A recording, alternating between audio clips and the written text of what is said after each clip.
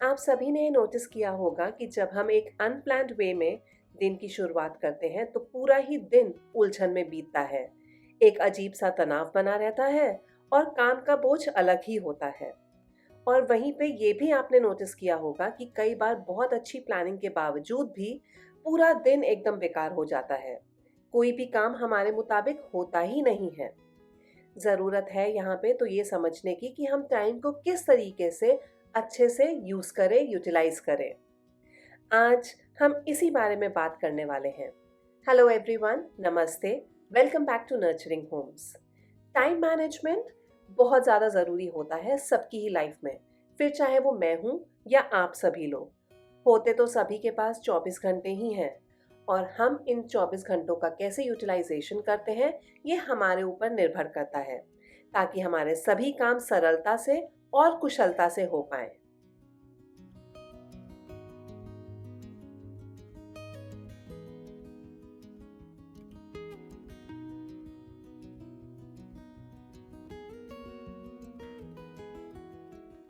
सुबह जल्दी उठने की आदत मम्मी ने डाली और उसके बाद जिम्मेदारियों ने ये आदत और पक्की कर दी। आज की डेट में मैं सुबह 4:30 से 5 बजे के बीच में उठ जाती हूँ। इनफैक्ट मैं ही क्यों, वो सभी मदर्स जिनको उठ के अपने बच्चों का टिफ़िन पैक करना है, अपने हस्बैंड का लंच बॉक्स पैक करना है, वो सभी जल्दी उठती हैं। हो सकता है आपके या मेरे उठने में आधा घंटे का हेर फेर हो, लेकिन मोस्टली सबके उठने का टाइम 5 से 6 के बीच में ही होता है। और एक तरीके से देखा जाए तो ये आदत बहुत अच्छी है, क्योंकि जब आप टाइम से उठते हैं तो अपने सारे काम टाइम से निपटा भी पाते हैं। इनफैक्ट आपके पास बहुत सारा टाइम बचता है दिन के आगे के काम को सही तरीके से प्लान करने के लिए। लेकिन क्या सिर्फ टाइम से उठना ही काफ़ी है? अगर मानिए आप टाइम से उठ भी गए और उसके बाद बस आलस के मारे बस लेटे रहे और उठ के अपने काम शुरू नहीं किए, तो क्या टाइम से उठना काफ़ी है? जी नहीं। सिर्फ टाइम से उठना ही काफ़ी नहीं होता है, साथ में डिसिप्लिन्ड होना भी बहुत ज़्यादा ज़रूरी है। लेज़ीनेस को दूर करना भी ज़रूरी है और सबसे ज़्यादा ज़रूरी है खुद के लिए थोड़ी देर का टाइम निकालना। सुबह 5 बजे से 7 बजे का टाइम तो एकदम फिक्स्ड है। सारे किचन के काम निपटाती हूँ, बच्चों का काम करती हूँ, हस्बैंड का टिफ़िन पैक करती हूँ। उसके बाद जब 7 बजे बच्चे चले जाते हैं, then I take a small break. 20 minute at least मैं रोज़ खुद को ज़रूर देती हूँ विदाउट एनी हॉलिडे, जहाँ पे मैं खुद के लिए एक्सरसाइज़ रूटीन रोज़ फ़ॉलो करती हूँ। मेरी हेल्थ मेरी प्रायोरिटी है, क्योंकि मैं जान चुकी हूँ कि अगर मैं फिट नहीं रहूँगी तो मेरा परिवार पूरा ठप पड़ जाएगा। जिस दिन मैं बीमार पड़ती हूँ उस दिन बहुत ज़्यादा दिक्कत होती है घर को मैनेज करने में। As a home maker or as a lady of the house आप कह लीजिए, मेरी ये प्रायोरिटी है कि मैं एकदम फिट और हेल्दी हर दिन रहूं, जिसके लिए मेरे लिए रोज़ एक्सरसाइज करना बहुत ज़रूरी है। और ये तभी हो पाता है जब मैं डिसिप्लिन रहूं और इस चीज़ में बिल्कुल भी नागा ना करूं। किसी दिन अगर मुझे आलस आ भी जाए तो भी उस आलस को मुझे त्यागना ही होता है, क्योंकि आलस से बड़ा आपका दुश्मन और कोई नहीं है। जहां आप आलस करके बैठ गए वहीं आपके सारे काम ठप हो जाते हैं। आप में से बहुत सारे लोगों ने मुझसे पूछा था कि घर के डेली वही वही काम करके क्या मैं बोर नहीं होती। Well let me tell you, मैं भी आप सब में से ही एक हूँ। ऑफ कोर्स मैं भी बोर होती हूँ, लेकिन what keeps me going is the quality of taking responsibility. मेरा घर मेरी रिस्पॉन्सिबिलिटी है, मेरे बच्चे मेरी रिस्पॉन्सिबिलिटी है, उनके लिए अच्छा खाना पौष्टिक खाना बनाना मेरी जिम्मेदारी है, घर का रखरखाव करना, हर चीज़ देख दाख के चलना ये मेरी रिस्पॉन्सिबिलिटी है।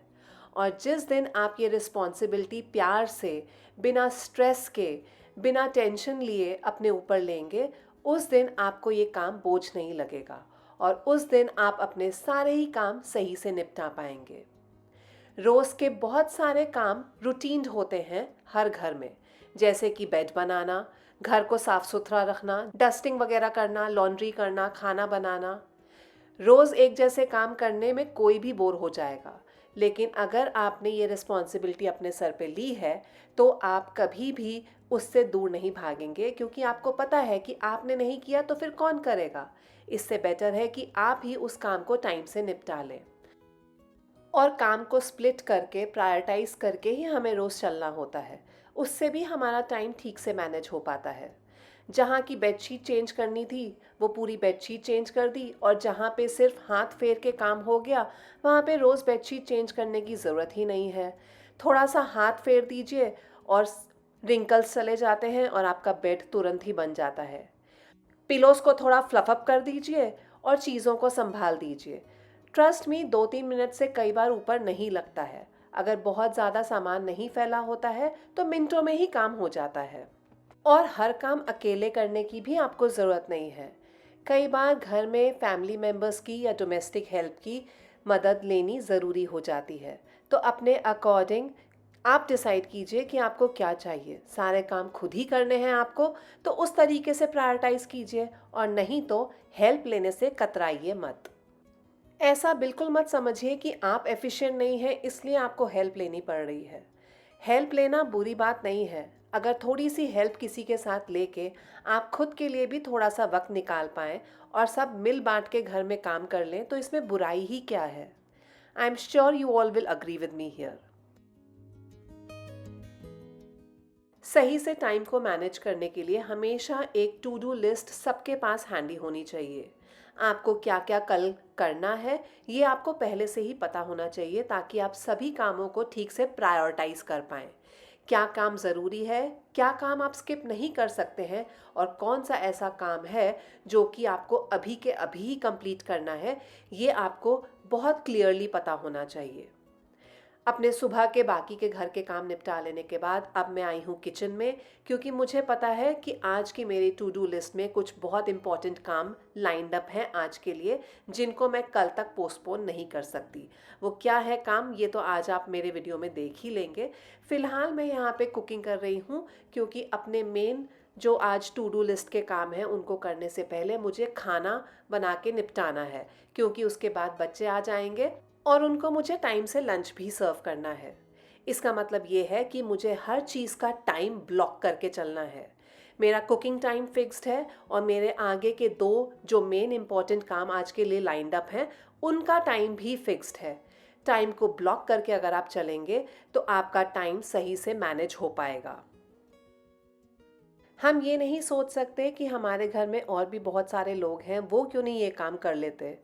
वो कर सकते हैं, और हमेशा हमें फ्रस्ट्रेशन भी होती है कि हम ही क्यों करें, कोई और क्यों नहीं ये कर सकता। लेकिन बात फिर से वहीं पे आ जाती है कि मेरा घर है, मेरी रिस्पॉन्सिबिलिटी है, मेरे बच्चे हैं, मेरी रिस्पॉन्सिबिलिटी है। इसलिए अपने काम को करने से कभी भी मत कतराइए, और हमेशा हैवी टास्क्स का टाइम ब्लॉक करके चलिए। And very important thing, cleaning as you go. साथ साथ जो काम आप निपटाते हुए चल सकते हैं उन्हें निपटाते चलिए। जैसे कि यहाँ पे चॉपिंग बोर्ड, नाइफ वगैरह मैं साथ ही लगे हाथ क्लीन करती चलूँगी। काम को लटकाने से या टाल देने से काम हमारा कम नहीं होता है।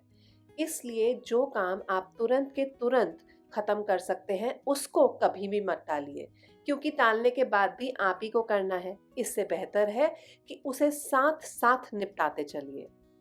और अब जब मेरा खाना मैंने चढ़ा दिया है गैस के ऊपर, तो मैं शुरू कर रही हूँ अपना पहला important task for the day, और वो है किचन काउंटर टॉप को रीसेट करना।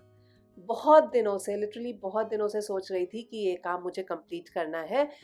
कुछ ऊब सी गई थी सेम सेटअप देखते देखते, कुछ मज़ा नहीं आ रहा था, कुछ नयापन सा नहीं लग रहा था। इसलिए आज मुझे ये काम करना ही था, ये मेरे टॉप प्रायोरिटी पे था। इसलिए अपना किचन टॉप सबसे पहले मैं पूरा खाली कर रही हूँ, और उसके बाद क्लीन कर दूंगी, ताकि मैं इसे अपने तरीके से एक नया मेकओवर दे सकूं। कितनी भी आप डेली सही से डस्टिंग कीजिए, क्लीनिंग कीजिए, फिर भी जब आप चीज़ों को इस तरीके से हटाते हैं तो पीछे बहुत सारा डस्ट निकलता ही निकलता है। That is why I knew कि ये काम अच्छा खासा मेरा टाइम लेने वाला है। मेरे दिमाग में ऐसा कोई सेट प्लान नहीं था कि मैं किस तरीके से अपना प्लेटफॉर्म रीसेट करूँगी किचन का। बस रैंडमली जैसे जो मुझे क्लिक करता जाएगा उस तरीके से मैं चीज़ों को यहाँ पे अरेंज करती जाऊँगी। किचन काउंटर टॉप पे मैं बहुत ज़्यादा चीज़ें रखना पसंद नहीं करती, बट रोज़ के जो एसेंशियल्स होते हैं, एप्लायंसेस होते हैं जो डेली यूज़ में आते हैं, या फिर जो चीज़ें आपकी डेली कुकिंग में रोज़ ही इस्तेमाल होती हैं हर घड़ी, वो ज़रूर मैं ऊपर इमीडिएट यूसेज के लिए रखती हूँ। बाकी सारी ही चीज़ें कैबिनेट के अंदर रखना पसंद करती हूँ। हर बार की तरह इस बार भी मैंने कोई नया ऑर्गेनाइज़र नहीं लिया है। नयापन लाने के लिए ज़रूरी नहीं है कि हर बार आप नई चीज़ें खरीदें। घर में पड़ी चीज़ों को ही जब आप इधर से उधर रीशफ़ल कर देते हैं, तो भी अपने आप एक नयापन आ जाता है। जैसे मैं घर पे ही पड़ी एक ट्रे का इस्तेमाल कर रही हूँ। बरनी जो कि अचार की खाली हो गई है, उसको मैंने as a cutlery stand use कर लिया है। यहाँ पे मैं अचार की बरनी भी रखूँगी और एक प्लांटर मैंने ऐड किया है फॉर दैट एस्थेटिक लुक। सारी एक्स्ट्रा चीज़ें मैंने हटा दी हैं, जितना भी ज़रूरी वाला सामान था सिर्फ वो ही रख रही हूँ यहाँ पे। लाइकवाइज़ मिक्सर ग्राइंडर जार और इलेक्ट्रिक केटल ये भी मेरी रोज़ ही यूज़ होती है, इसलिए इनको भी मैं यहीं पे प्लेटफॉर्म के ऊपर हैंडी रखूँगी। ये कॉर्नर सेट हो गया है। अब ये चकला बेलन वाला स्टैंड भी आपने मेरे बहुत सारे वीडियोस में देखा होगा। ये मेरे पास कई सालों से है, काफ़ी ज़्यादा स्टर्डी है, स्टेनलेस स्टील का है। इसमें ना सिर्फ चकला बेलन बल्कि तवा और एक चॉपिंग बोर्ड भी आराम से आ जाता है। यहाँ तक कि ये स्टैंड आप चाहें तो दीवार पे कीलों को ड्रिल करके भी यूज़ कर सकते हैं, दीवार पे लगा सकते हैं। हालांकि मैंने इसे दीवार पे लगाना ज़रूरी नहीं समझा, मैं इसे यहाँ पे प्लेटफॉर्म पे ही रखती हूँ। विद दैट ये राइट कॉर्नर तो मेरा सेट हो गया है। लेफ़्ट कॉर्नर के लिए ये रैक ऑलरेडी मेरे पास थी, जिसके ऊपर मैं यहाँ पे रख रही हूँ एक लाइनर, क्योंकि इसके ऊपर मैं अरेंज करूँगी तेल की शीशियाँ और एक पानी का जग। और एकदम लेफ़्ट मोस्ट कॉर्नर के लिए मैंने यहाँ पे ये कांच की शीशियाँ ली हैं। ये एयर टाइट कंटेनर्स हैं और इसमें मैं ड्राई फ्रूट डाल के रखूँगी। आजकल बहुत दिनों से ऐसा हो रहा है कि मैं रात को ड्राई फ्रूट्स भिगोना भूल जाती हूँ। सुबह बच्चे खा के जाते हैं, लेकिन पता नहीं कैसे लेकिन मेरे दिमाग से ये रोज़ स्लिप हो रहा है। कभी अगर आपके साथ भी ऐसा हो कि आप कोई काम जो ज़रूरी है उसको बार बार भूल रहे हैं, तो अपने करने का तरीका उस काम का बदल दीजिए। और अब श्योरली जब ये ड्राई फ्रूट्स मेरे आँखों के सामने रोज़ इधर होंगे, तो मैं इन्हें भिगोना भूलूँगी नहीं।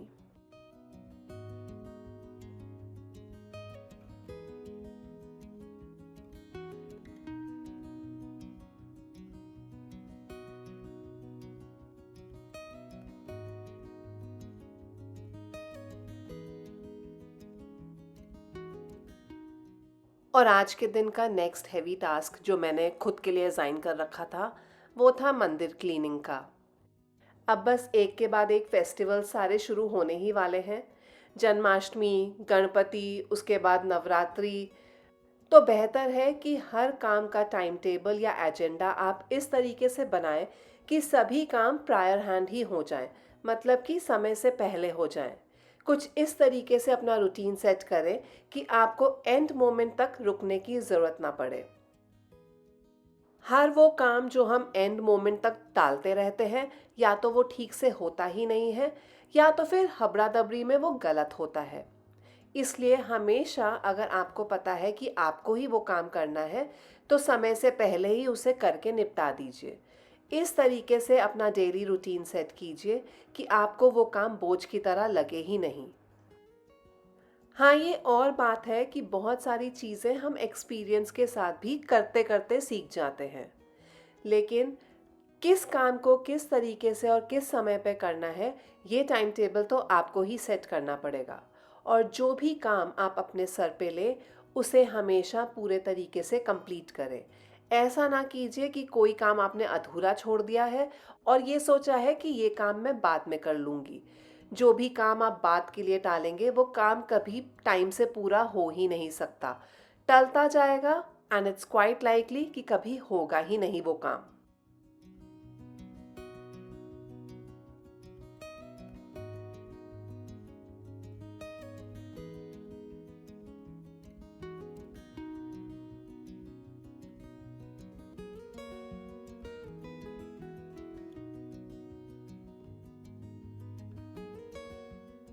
और अब मैं किचन में वापस आ गई थी पूरा खाना बनाने के लिए, क्योंकि मेरे बेटे का स्कूल से आने का टाइम हो गया था। चावल चढ़ाऊँगी, रोटी बनाऊँगी और खाना बनाना कंप्लीट करूँगी। Like I said, never leave any work undone और सारे ही काम टाइम से कंप्लीट करने चाहिए। इनफैक्ट कोशिश कीजिए कि टाइम से पहले ही आप हर काम कर लें। और इसके साथ ही आती है मेरी लास्ट टिप कि अगर आपको पता है कि बहुत सारे काम आपके सर के ऊपर हैं, then don't hesitate to batch cook. Batch cooking बहुत मदद करता है। अगर आप एक बार में ही 2 टाइम का खाना बना लें या एक्स्ट्रा खाना बना के फ्रीज़ कर लें या फ्रिज में रख दीजिए, तो आपका बहुत हद तक काम आसान हो जाता है। चलिए, उम्मीद करती हूँ कि इन सभी टिप्स के साथ आपको कुछ ना कुछ मदद ज़रूर मिली होगी और ये सारी ही टिप्स आप अपनी डेली लाइफ में ज़रूर इनकॉर्पोरेट करेंगे to make your life easy and to do all the work efficiently too. With this अब मैं लेती हूँ अलविदा, मिलूंगी जल्द ही अपने अगले वीडियो में आप सबके साथ। लेकिन हाँ, जाते जाते अगर आपके पास ऐसी कोई स्पेशल टाइम मैनेजमेंट की टिप है मेरे लिए, then I'll be happy to learn it from you. Do comment it down in the comment section below. Till then, take care, keep smiling, and keep watching. Bye bye.